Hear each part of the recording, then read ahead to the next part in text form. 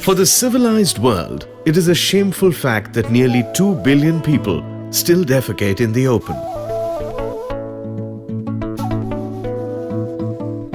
Trillions of dollars are lost globally due to diarrheal diseases, infant and maternal mortality, loss of human labor, tourism, and many other aspects, causing loss to GDP, mainly by open defecation and poor sanitation.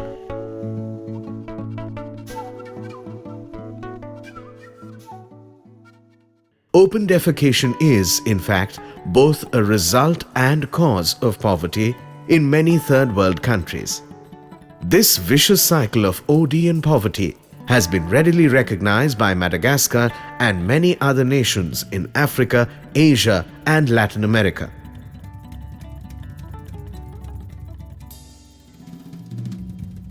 Despite large funds being spent to improve sanitation, the problem of open defecation continues, as many people find nothing wrong with it. The traditional approach of tackling the mammoth problem of open defecation globally is to construct latrines. So far, billions of dollars have been spent, trillions of dollars have been spent rather, all over the world to construct latrine. In other words, the conventional idea was to construct latrines for the poor people, and it was thought that they will be using that. But millions of latrines are not being used. They were constructed, money was being spent, but they were either used as chicken house or a store or a grain store or livestock shelter or something. Even there are places where people use them as the child's reading study room, or even in places in India I have seen that they are being used as a temple, as a place for worship. The whole issue here in CLTS is that the collective hygiene behavior must change, and only then people will understand the need for toilets, and only then they will be used. But without changing that hygiene behavior, the construction of thousands and thousands and millions of latrines is not going to help. Clearly, the top-down prescriptive approach has failed to work. The practice of OD can only stop when the community understands its dangers and internalizes for itself the harm this does to all in the community. Community-led total sanitation is a multi-stage facilitation process whereby the external facilitators, they facilitate a collective analysis, particularly visual analysis by the local communities, whereby the local communities, they understand and they rediscover from their own analysis, they discover the existing sanitation situation of their own village.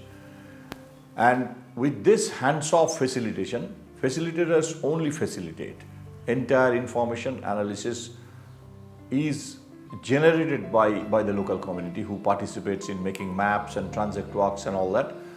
Through that analysis, they realize the whole problem of open defecation. They also understand that how bad and nasty their habits are at the moment. They plan and try to come up with their own plan to stop the practice of open defecation as quick as possible. It's a process of self-realization which moves into a self-mobilization process. Community decide to stop this practice and get out of it. And that's what is community-led total sanitation. It's not a prescription or pressure or trying to convince something to the community. It's precisely a learning exercise.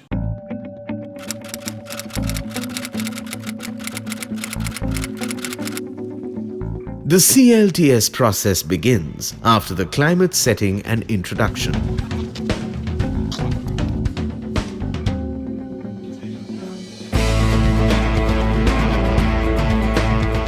The facilitators explain the objectives of the visit clearly, like no subsidy or materials will be provided, neither any suggestions or prescriptions. This is clearly a learning exercise where the community members are the teachers while the outsiders are the learners.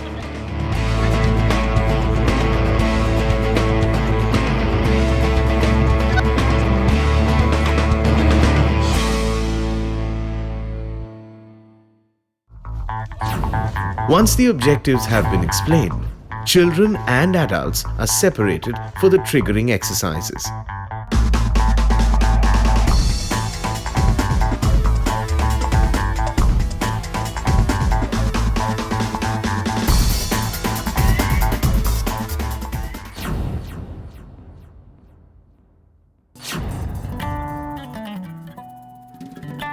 After an initial rapport has been built, the groups are invited to draw a large OD area map to indicate the areas of open defecation, flow of shit, and the pathway of its spread.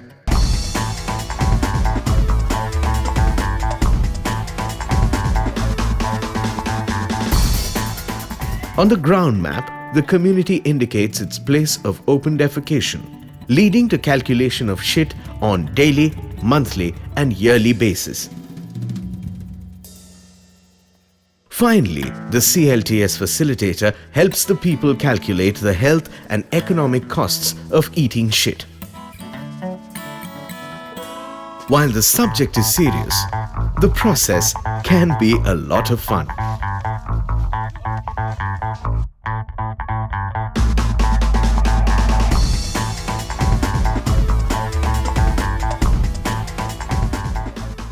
After the mapping, community members are taken on a transact walk through the OD areas.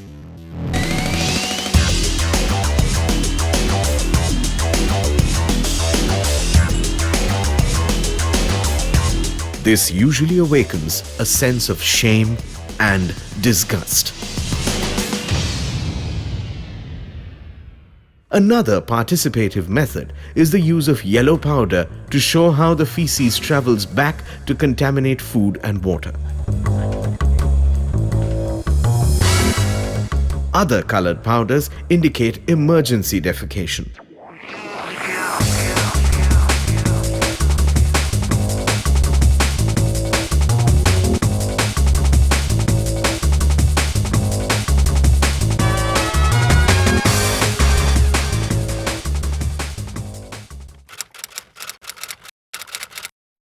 Even a glass of water or food helps to demonstrate how everyone in the community ends up eating each other's shit.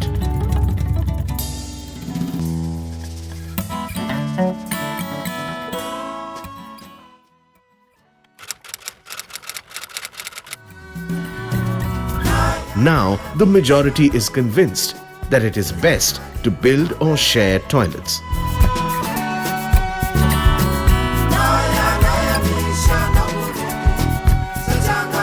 Those not fully convinced are encouraged by peer pressure to stop open defecation.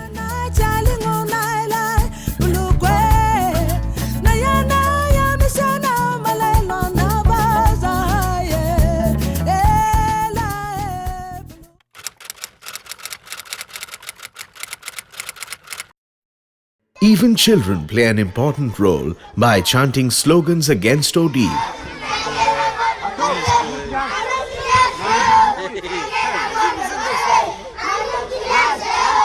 And making presentations to their parents. Some adult members write slogans about it.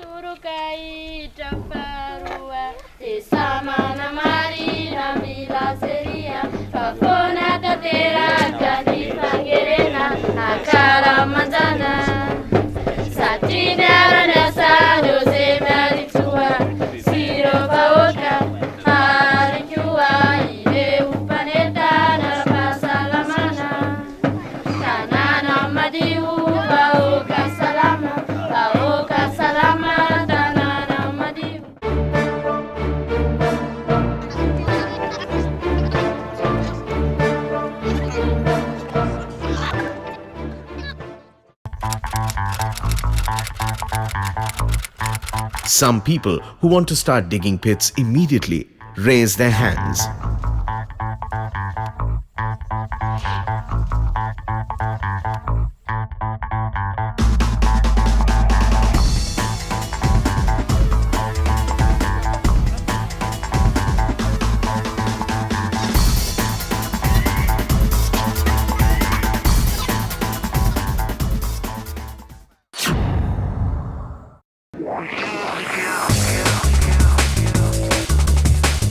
When a number of communities is triggered at a time, they are generally invited to a large presentation where the communities share their plans and dates of ODF declaration.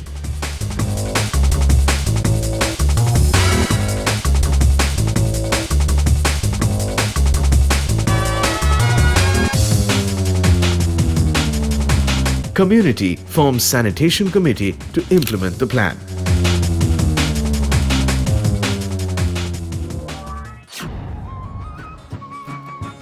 Within 24 hours, many people start constructing toilets.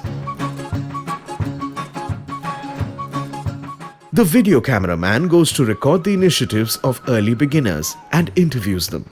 Taorina amin'ny fanetanana zany nanaovana ny lavaka io dia vao lasa namonjy an'ilay fivoriana nanetana ny olona hoe ilaina ny anaovana an'ilay lavaka mba hialana amin'ny fahasalamana mihitsy. Manahoana sy manahoana ny programanao an'ity zao rehefa izy ity no vita dia programan'izy ity zany tsy mihoatra ny herinandro dia tsy maintsy vita. The communities achieving ODF status early are encouraged, which triggers the slow-moving communities to speed up.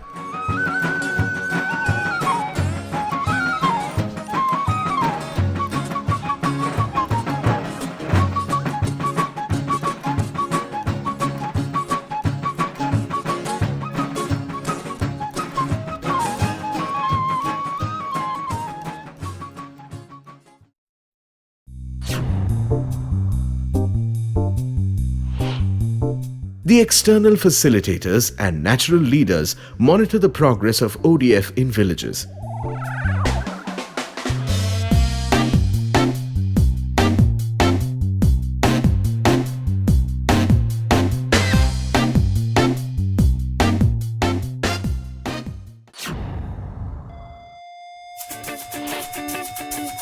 Once declared ODF by the community, a joint committee verifies ODF status on 3 basic criteria. No shit in the open, fly-proof,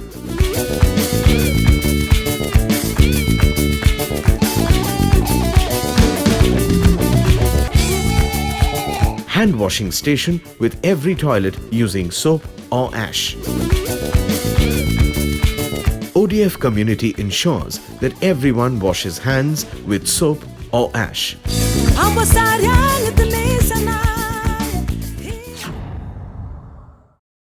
After the Joint Verification Committee certifies the ODF status, the community puts up a signboard declaring their village ODF. ODF status is celebrated with the neighboring communities, village leaders and other village institutions.